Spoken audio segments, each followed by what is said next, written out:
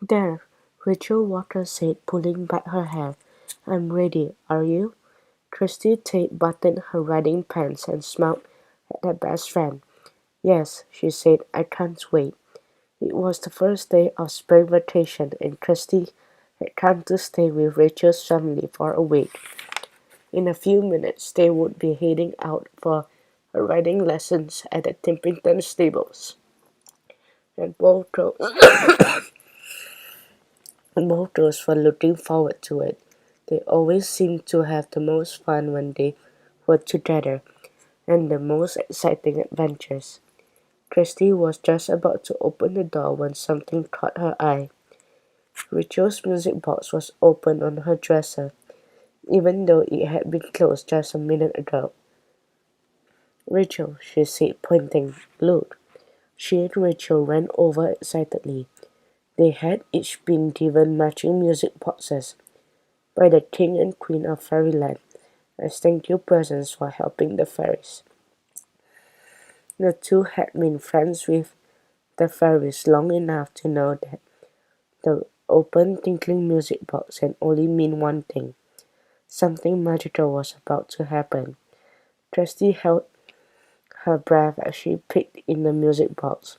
She gasped when she spotted a piece of paper tucked inside as the girls watched. Sparkly gold writing appeared on the paper letter by letter. It's a message. Rachel whispered, her heart pounding. We need your help, the golden letter spelled.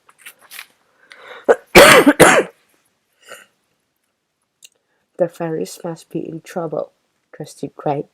Do you think Jack Frost has been up to more mischief? There's only one way to find out, Rachel said, and Kirsty nodded. Both girls opened the golden lockets around their necks and took out pinches of fairy dust. Let's go to fairyland, said Kirsty, flinging the fairy dust over herself. To fairyland, Rachel echoed, doing the same thing.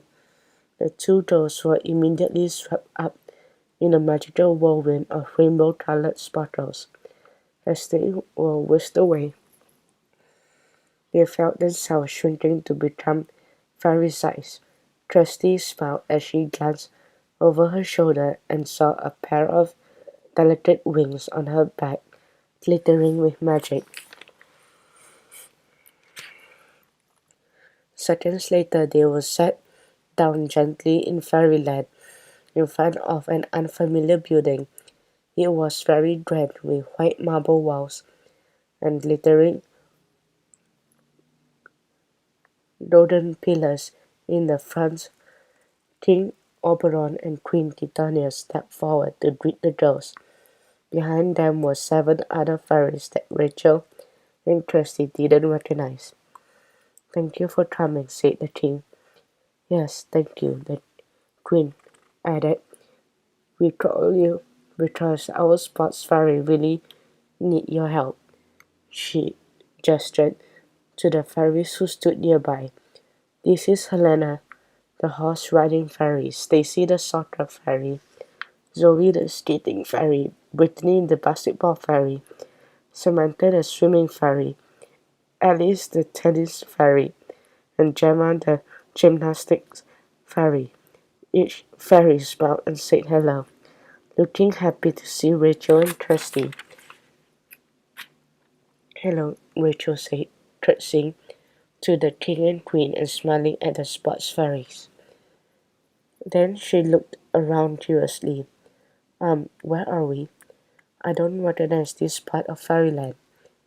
This is the Fairyland Arena, Helena explained, where all the sports events take place. Come and see, the queen said, waving at the golden doors. They swung open immediately, and Kirsty and Rachel followed the fairies through to the large stadium. There were rows of white seats surrounding the soccer field of the greenest grass the girls had ever seen.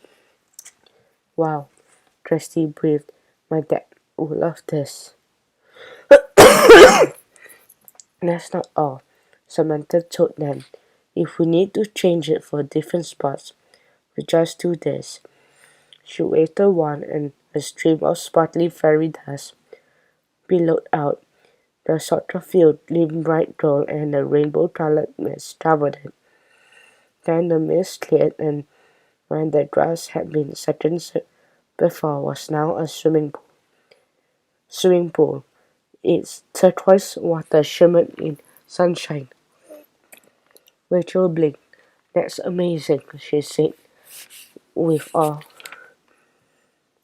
The queen smiled. Our sports fairies help make sports fun and exciting, both in fairyland and in the human world, she explained.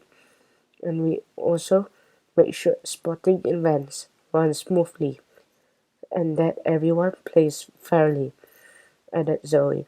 How do you do that? Trusty asked. With our magic objects, Cece told her. I have a magic soccer ball. Samantha has magic goggles. Alice has a magic tennis racket. Not anymore though, Alice added sadly, because our magic objects have been stolen.